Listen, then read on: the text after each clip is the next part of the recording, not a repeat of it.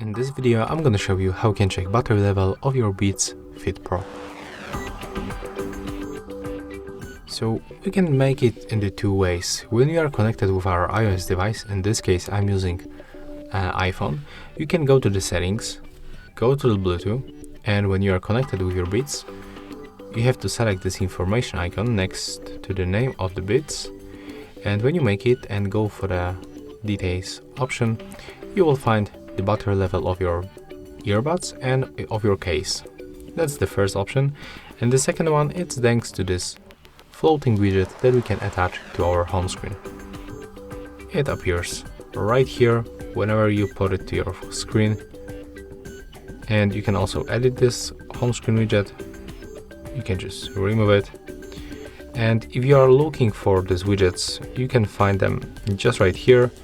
So you have to go for the edit button, and then you have to click for the plus, and here you can type the batteries, and you can pick one of this theme. If you want to get the percentage battery level, you can just take this one on this one. You have to click to add the widget. You can just click done, and it will appear right here in this place. But you can also move it to your main screen, so we can decide how to get it, how to use this widget.